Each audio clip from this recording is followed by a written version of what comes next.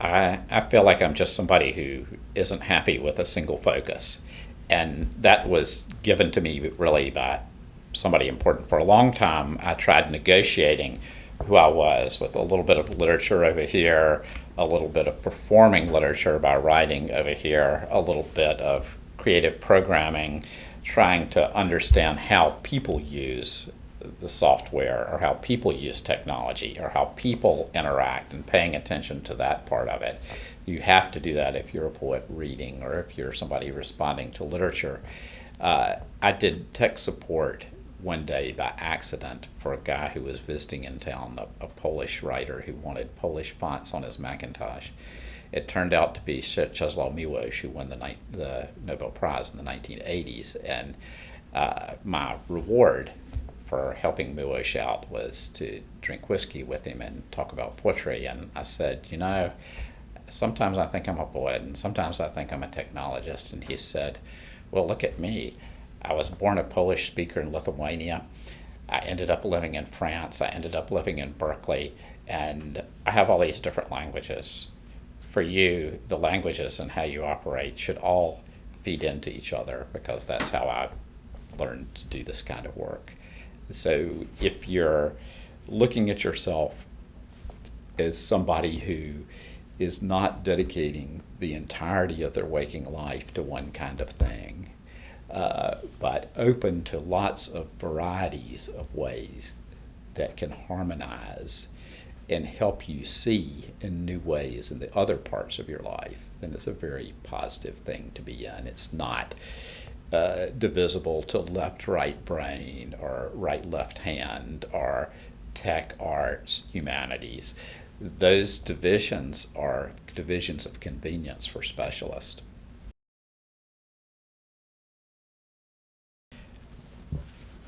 We developed our biblio that first as Sunsight out of desperation. We had been doing, myself and the people who were working with me had been doing research in searching and retrieval. We knew that there was a lot of explosion happening there in the late 80s and up to about 1991. And Sun Microsystems came to us and said, we're looking for people to write a proposal to distribute free software. We were at that time already, just for the searching and retrieval side, one of the largest distributors of free software in the world. We were having almost 200 downloads on a good day. That sounds pathetic now since we do that in a minute or less.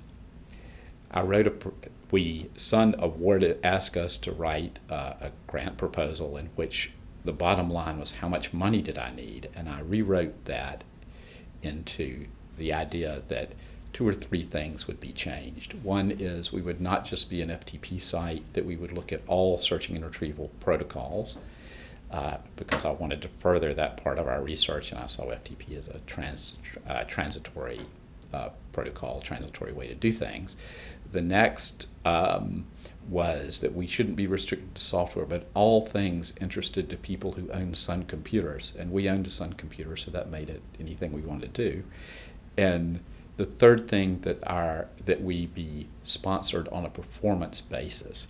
The more people used our services, the better we were at developing them, the more financial support we would get.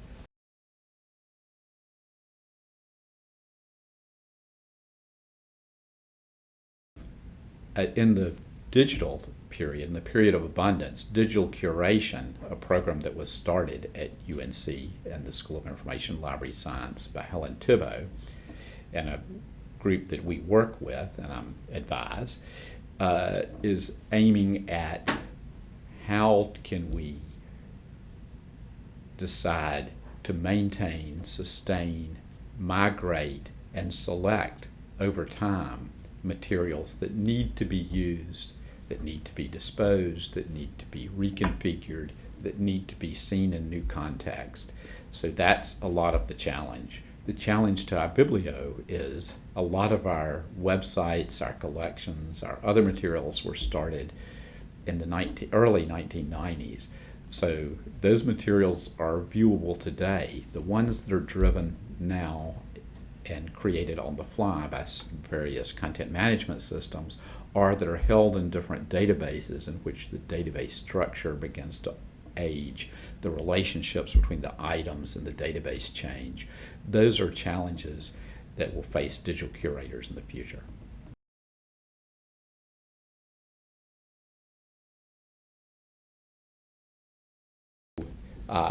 Where will changes be in the internet and interaction? Really, there are three ways that are most prominent that we're going to see. One is increased mobile access and interaction everywhere. That means not thinking of your phone as a phone, but thinking of it the way Apple thinks of the iPhone, a portable porthole to the world, which includes voice, video, text, in any other format that's there. We'll see more of this as it begins to augment reality, in which mobility also allows location-related materials. The other thing that happens is more personal information, managing more ways in which humans at the end can make sense, manage, and access in a timely way the materials that they want. The next thing is massive replication of data to eliminate outages. One of our big problems are too many single points of failure on the internet. And one of the projects out there now, our data intensive cyber environments group, for example, is involved in this, is how do you replicate and ensure back data will be available when and where you need it so that you can construct things. And the fourth that I want to go back to and emphasize from the first is human interaction with data and with other people and with the world from portable devices.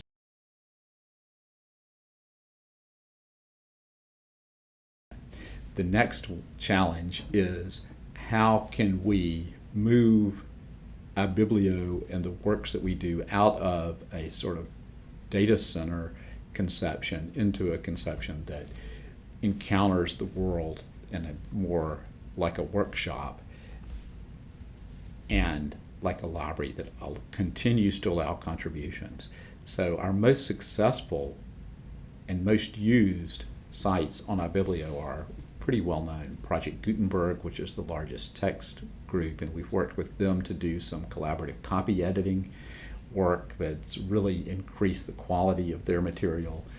etree.org, which is bands that allow taping of their live concerts directly off the board and shared in very high quality digital formats.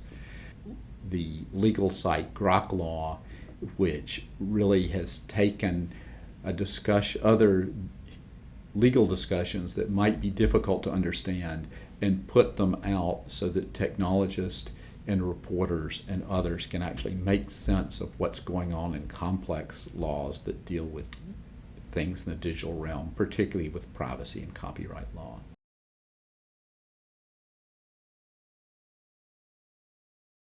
I do think that any student needs to keep two or three things in mind. Their personal passions, that's what sustains you over time. Your need for self-discovery, your need for interpreting that discovery to other people in a way that they will share your passion. It's not enough just to follow for yourself, but to combine that with a kind of service that lets your passion and your knowledge, whether it be broadly focused or tightly focused, reach other people and make an impact in the world.